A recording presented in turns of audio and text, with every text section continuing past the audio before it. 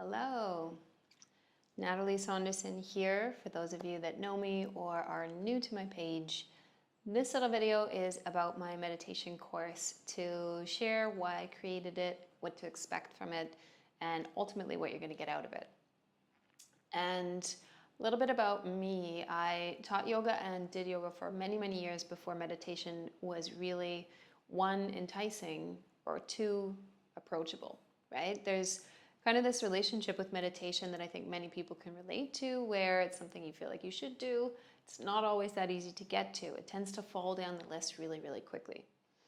And so I wanted to address re-looking at how we approach meditation, what we expect from meditation, and also how we even begin a meditation practice.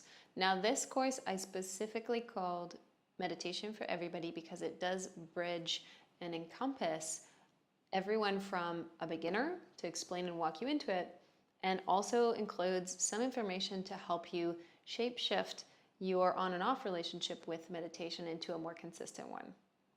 And the whole premise and the thing that I really firmly believe in whatever you're going to do and whatever changes you're going to make is that it has to be personalized to you. It can't be something that you feel like you've seen work for someone else, or some meditation that you know is being marketed to kind of change your entire life. Meditation is an ongoing practice that over time you will definitely experience likely some benefits, but also some changes in the way you approach things, in the way you see life, and then most importantly in the way you feel. So I created this course to kind of walk us in step by step from understanding a bit about what happens in meditation, the power of meditation itself, why it's even important, what does it do for our bodies physically, what does it do in our minds, and what does it do energetically to the way that we experience ourselves in meditation.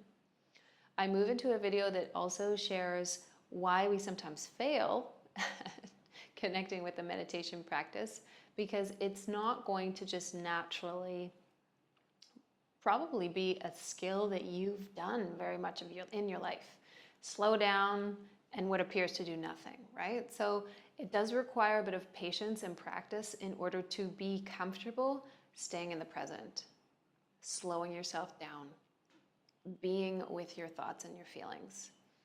And now I'm a big believer, and part of why I was drawn to create this course is that the way that we see something, when we shift that perception, we are allowed a completely different experience.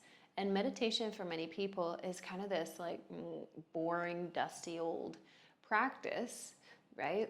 For when you're like 65, 75, you'll get to it kind of thing.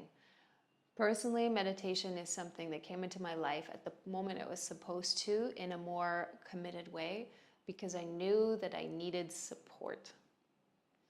And from that beginning kind of neediness, or perhaps more intense relationship with it, I've now moved into a space where it keeps me operating at a place and from a heart space that is more present, that is more available. Doesn't mean that I don't have my full range of emotions. It just means that I understand sometimes how I tick more, and I know what I need more clearly.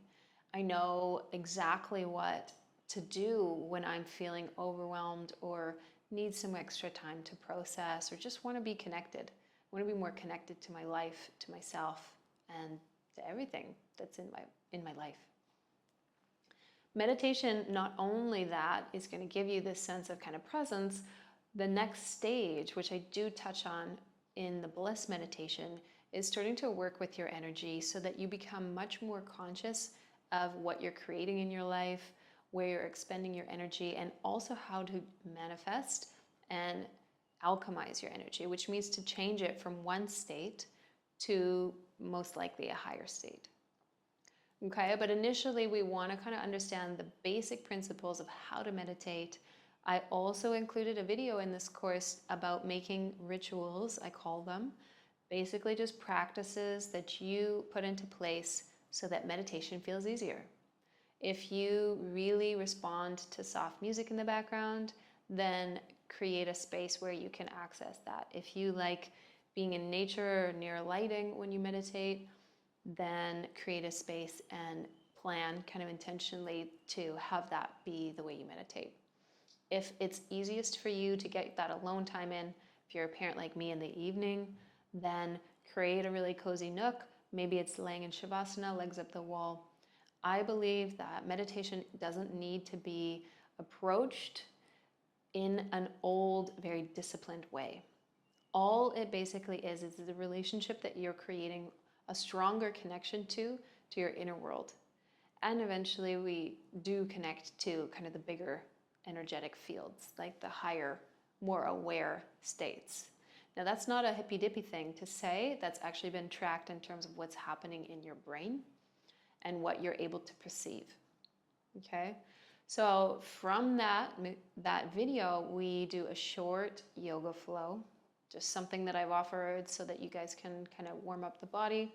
And then we have 3 30-minute meditations in this course that I specifically chose / was instructed to kind of offer you. And it's a bit like stepping stones. And the first meditation is called From Anxiety to Presence.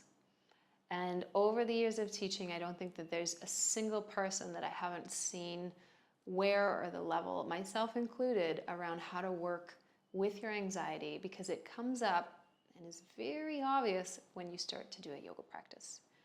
So moving from anxiety to presence helps us ground into our body, into the moment, release whatever narratives we have operating at that time, come back to soothing the nervous system, dropping into the moment, and being in that space to kind of decompress and shift the way we feel.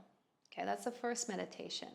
Then we move into a forgiveness meditation. And personally, I feel like this is almost a essential quality for all of us in our lives, to understand that our relationship to forgiveness isn't just limited to when someone outside of us hurts us.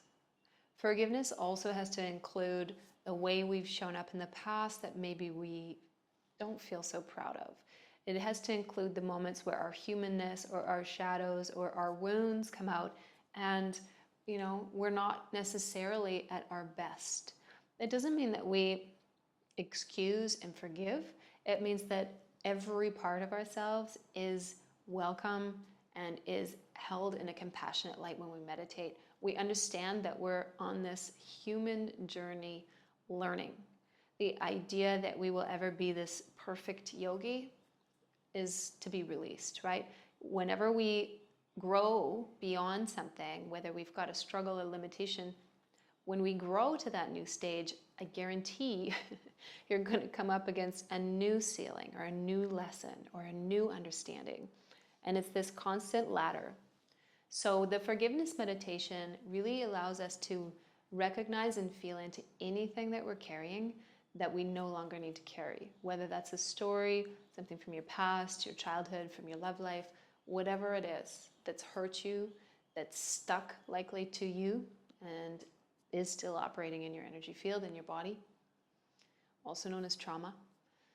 Forgiveness meditation is something that I think throughout your life, you're going to have to need and recognize when something is continuing to take your attention and focus well beyond the actual event itself. Lastly, the bliss meditation is kind of the cream, the top tier of what I offer in this course.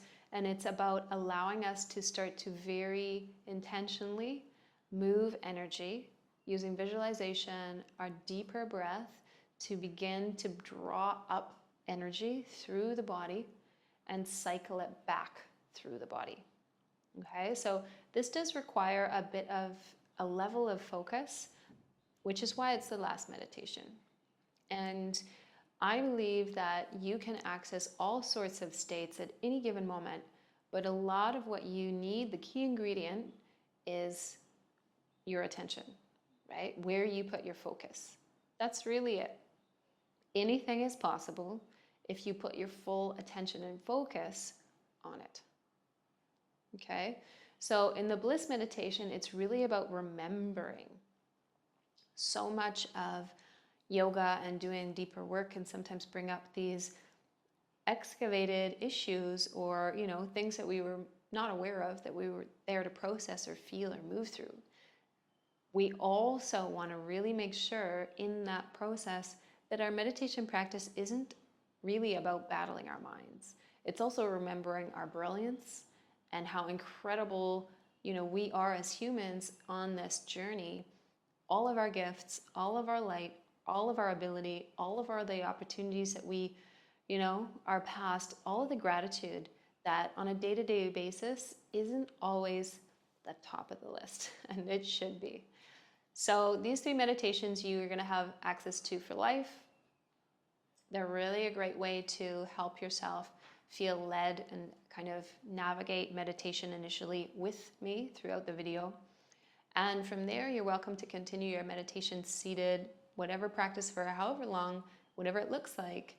You can begin to just take those time blocks and begin to create your own practice and routine.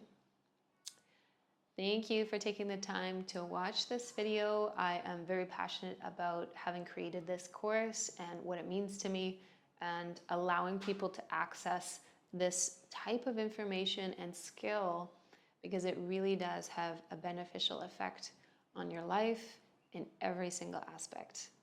Coming back to alignment with yourself, your true self. If you're interested in taking a little peek, just head to my website at www.nataliesaunderson.ca. Take care for now.